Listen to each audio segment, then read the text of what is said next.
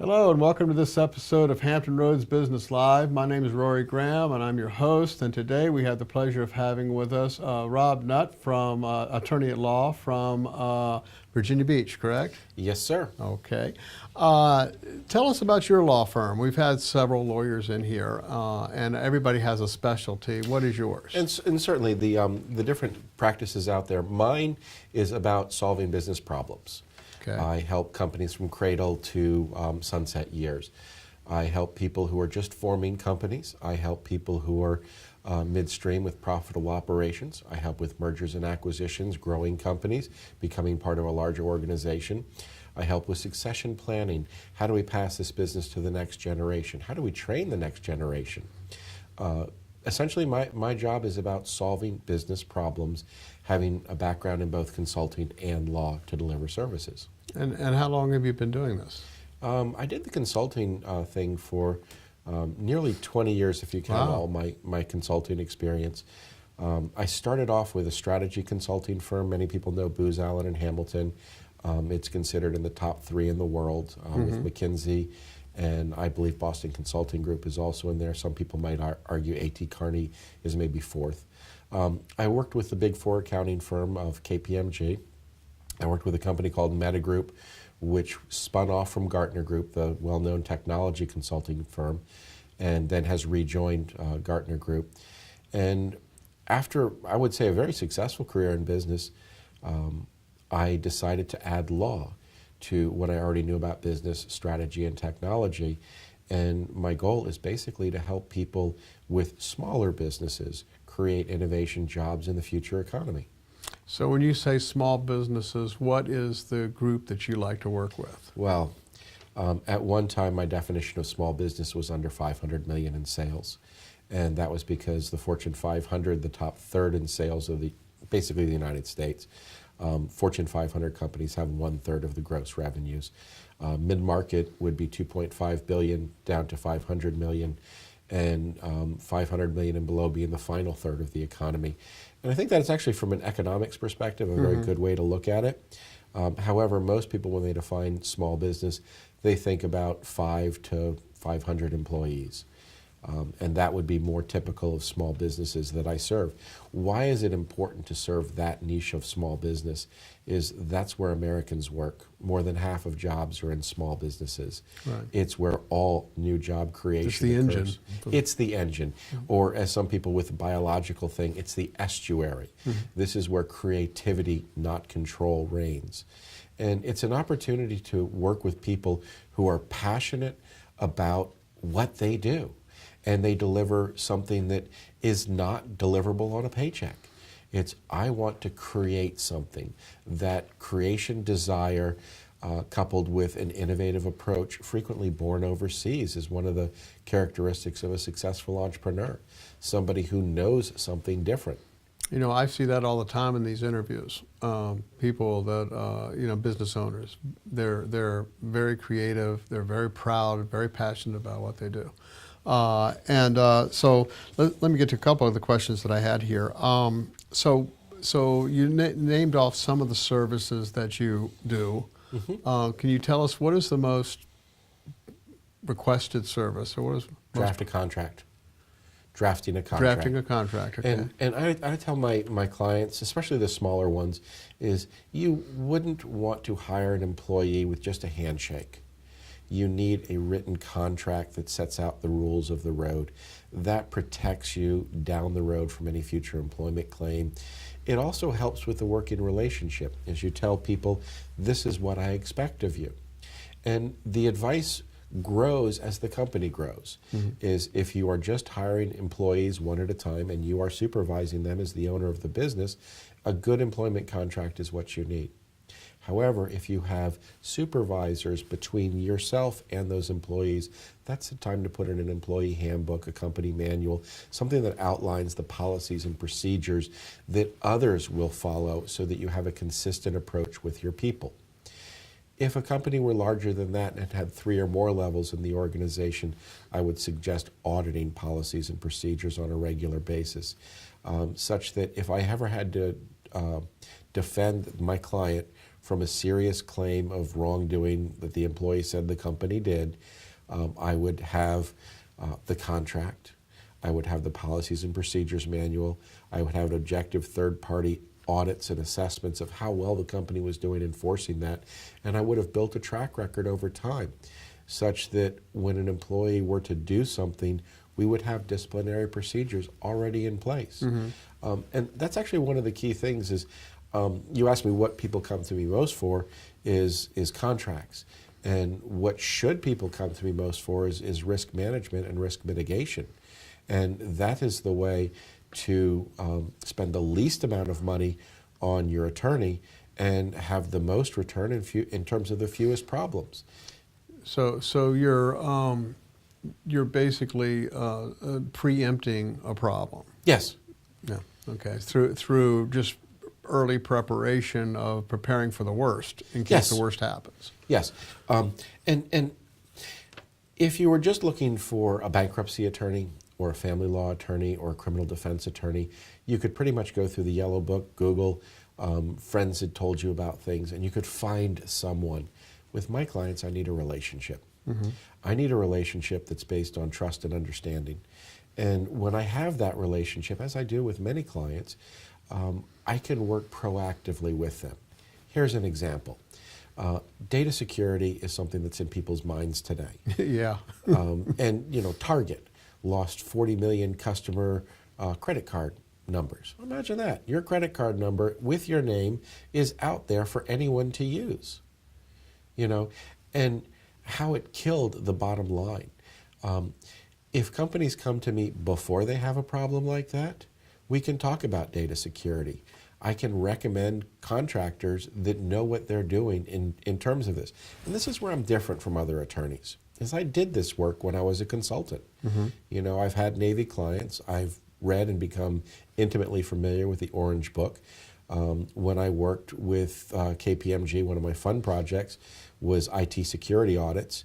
And I understand when people are BSing me. And so I can sort out the vendors who know what they're doing to protect my clients. And then we can put together a comprehensive response strategy. It's what do we do if this happens? When do we have to notify our clients? When is that? Right. Is it when we first know about it? It's when we're sure it's happened? What if we didn't know? It's like there's an old saying that the time to have the map is before you go in the woods. So, so you should be prepared. And I agree with that. And the only thing about a person without a map is they are lost. And what's it like when you have a problem and you're lost? You don't know what to do. And that's why I believe in proactive legal services. The irony is many attorneys out there look at how deep their clients' pockets are when they're thinking about delivering services. That is seriously a question that comes to many attorneys' minds. My job is actually to save my clients money because I have other things to do. I'm not at a shortage for clients at all. My question is how can I help people the most? And I can help people the most if I can tell them how to avoid these problems. How to encrypt drives, how to encrypt links. I actually know how to do that. And not that I would go on site for my clients and do that, but I can sort out reputable contractors to help them with that. And that's something that, how do we handle where your risk area is coming from? They are coming from customers. Data security is primarily customer concern. They come from employees because employees can sue you. Suppliers and negotiating commercial leases. I can't tell you how many times I wished a client had come to me to help negotiate a lease before they personally guaranteed it, before they agreed to a 10-year term, before they agreed that if they were to no longer occupy the space, they would pay double rent, that if they were to take the property out of the premises, that what is landlord's property? Does that mean the wiring, the plumbing, the ventilating system? I would say yes. Does it mean the tables and chairs? No. But some agreements, some commercial leases include that. And if clients would come to me before they sign a contract, then I would be able to help them in that because I can point these things out, their significance. Why is it significant what landlord's property is in a 56-page lease, one I was reading through the day before yesterday? 56-page commercial lease, please call me. There are things in there that you don't want in there. Yeah, I would imagine. Well, one of the things I think a lot of people may get themselves in trouble with is that they assume, well, first of all, they assume. They just think it's common sense that so-and-so is the fact. And actually, a lot of times it isn't. And you just assume that it is. And that can get you in a lot of trouble. Some of my clients were in the real estate boom. And if we know that, the memo from Deutsche Bank goes out February 2007, which bursts the bubble, it takes about a year for the industry to collapse. And by 2008, we have that awful economy that we were faced with. And many good people lost lots of money in that. And I negotiate the debts after the foreclosure. One of my little things, I took a debt with second mortgage. It was $1 million home. It was $189,000 principal value. It had been from 2010 was the foreclosure through 2013, interest, penalties, late fees. They could have charged attorney's fees. I estimated it to be worth about $240,000 as what they could fairly get if it went to court. I settled it for a single payment of $15,000. And that's actually pretty good considering Really good. One of the spouses had a six-figure income. The other one had a $60,000 plus income. But I was able to artfully craft the hardship letter. They had given me certain facts that were, plausible. And from the financial records that I was able to show to the lender's servicing agent's representative, they subcontract and resell these debts multiple times. I was able to negotiate it down to, what's 115 over 240? It's relatively good savings. Mm-hmm. And people just think they owe that, but it can be negotiated. Right, right. Okay, that's an awful lot of information. So you do an awful lot. It sounds like you go the extra mile for the client, and that because you have so much experience in a lot of different areas. To me, it's not like we just write up a contract. You can advise them in a number of different areas because you've had hands-on experience in those areas. Yes. So that certainly makes you stand out. 20 years in consulting means I did 5 projects at a time. My average project duration was 13 weeks. I worked with companies like American Express, Johnson & Johnson, the U.S. Navy. I have worked probably about half of the Fortune 500 companies in some capacity. Mm-hmm. And what that allowed me to do was learn how business is properly done. What are the things that work out there? What is good business judgment? Mm-hmm. And not that I would take any of that knowledge and apply it to someone, in small business. That's not my way of doing things. It's simply about coaching and working with my clients. And this is where I like to work, mm-hmm. is not in a courtroom, is how can I practice creating value, not splitting the baby in half. All right, so if someone is interested in your services, what is the process? What is the process? Most people find me because they know someone who knows me. I've been in Hampton Roads since 2003. I've been visiting here since I was in college. I won't say how long ago that was, but this area is kind of near and dear to me. And they would hear about me, usually from multiple sources, and then they would check me out on the internet. RobertNutt.com hosts a fair amount of information for people to do due diligence on what I do, and a lot of my thoughts on how to do things. They would check things, but I'm not like other attorneys. I don't do the family or anti-family or break up the family law. I don't do that. It's inconsistent with who I am and what I believe. I don't believe that representing criminals, especially known criminals, is good for the community. Once again, that's not who I am. So I have a specialty with helping people grow businesses. And entrepreneurs find that very attractive because they're not dealing with an attorney who handles many different types of issues. I simply handle the growing the business issue. But like any business and any family, growing has pains. Mm-hmm. Nothing is perfect, and there are problems to be worked through. And how do we do that? And that's the environment that I work in. Okay. I had down here to ask you, what advice would you have for, let's say, companies that have 75 to 200 employees? 75 to 200 employees is where you're probably looking at 3 levels of management. If one person can supervise up to 12 people, if they have someone they report to, 10 or 11, because how thick can you keep communication channels? So there's that span of control. When we're at 75 people, we're at workers, supervisors, and managers. So the company has direction from its managers. It has control of employees through supervisors. And I would tell them, one, with their employment contracts, also have a employee policies and procedures manual that can be updated from time to time. So that's the size where you need a manual. That's the size where you need a manual and are beginning to need audits. And the thing that's nice about that size organization is Hampton Roads has just a bevy of consultants out there. There are just lots of people that have a little area of expertise. And at that size company, you can really get a lot of value in short periods of time. When I worked at KPMG, one of my colleagues said you can get 80% of the value from a consultant in the first day if you know how to milk the cow. I agree with that. In terms of what a business will ultimately apply from that consultant's knowledge, yes. The trick is, how do you work through people like that?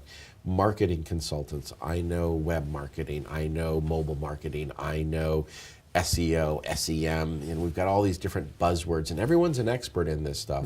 You know what? Give them a chance. Here's a small contract. Show me what you can do for this amount of money. Tell me how to measure it. And if you deliver the results as you promised, we'll talk about the next piece. That approach gives a huge amount of creativity, especially in marketing, to companies in the area. And I love helping companies in the area. Means jobs. Right. Means money. Right. Means better roads, better schools. Why would we not want to do that?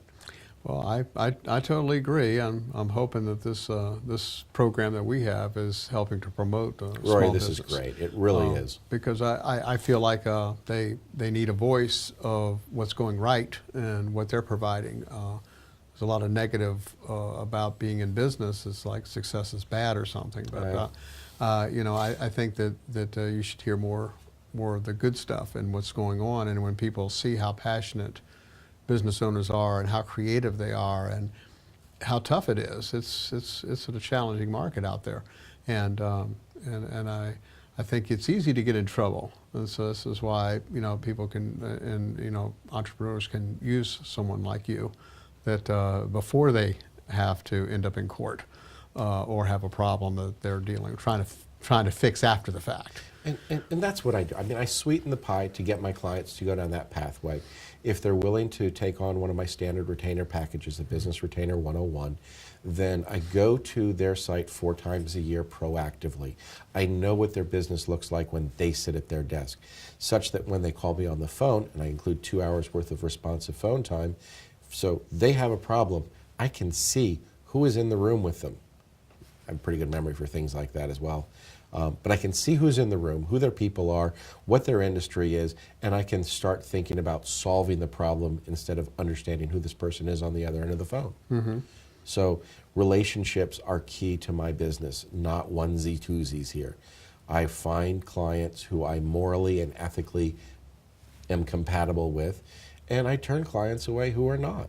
I don't just, I'll never forget one business owner who asked me to write an internship agreement so that she could pay new employees nothing.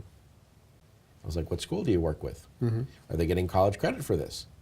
I can do this if you're delivering something for it, but you think that working at your business is sufficiently enriching that they should do this as an internship? My letter went out the next day. Obviously not delivering the services she requested. Right. Okay. And now we mentioned, I want to touch on it before we mentioned companies that are 75 employees or so. Yes. All right. Well, how about ones that are much lower? Let's say 20 or 10, or do they need your services as well? Correct. Need, want. I mean, yes, but not always. Number one, the owner of the company, the entrepreneur, needs to be comfortable with their business attorney. Absolutely must have a relationship where you trust each other and you communicate well with each other. And that's mutual. Respect is mutual. One-way respect is not respect at all. And so that relationship has to be there, but it's a different set of challenges. They're beyond, did they get enough revenue to survive? They're beyond that.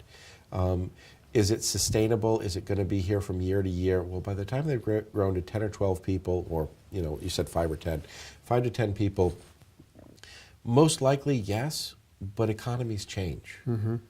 You got that right. I don't want to be the guy that winds up the propellers before the jets go off. That's not my type of job. Right. What do you tell people with the smaller size businesses? Different answers for different situations, but the same approach works with everyone, is you go in and you see what a day in the life is like. You try to understand from experience that you've had elsewhere where a problem's likely to be found. What can you do to mitigate that risk? Is it documents? Is it a coaching session? Is it you just need to understand this? I helped one client. We've been working together for about 3 months now, and it's when the partnership didn't work out, and they were in a size business like that. How do you handle that breakup situation?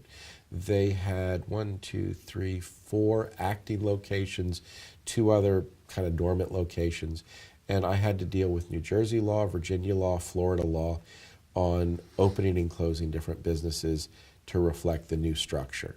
And so I start off by doing all the work, saying, okay, my letter to your partner is this.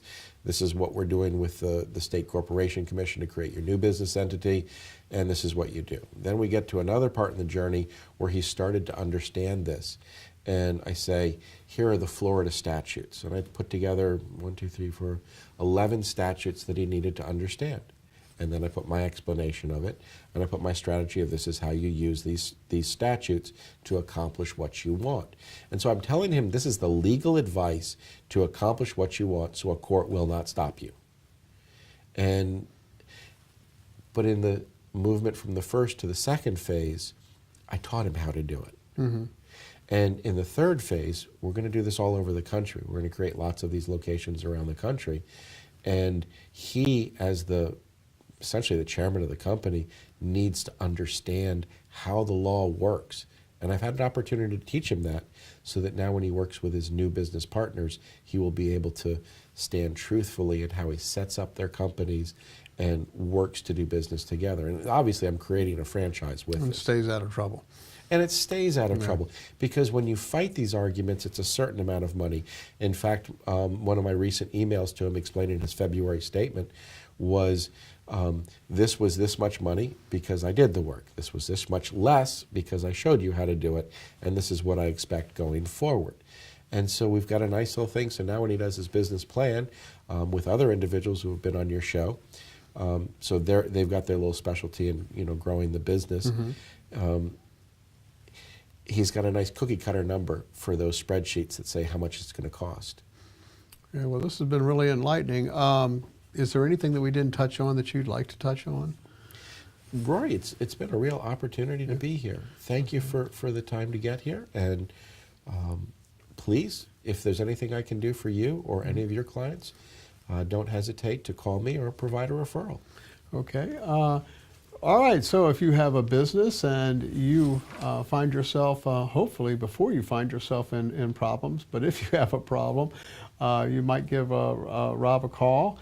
His contact information is at the end of this video, and it's also on this page. So it's very nice having you in today, and I really enjoyed the conversation. It was very enlightening. You sound like a really well-educated person that can bring an awful lot to the table for any entrepreneur. Oh, my mother would be proud. Thank you, Rory. Thank you. All right. All right.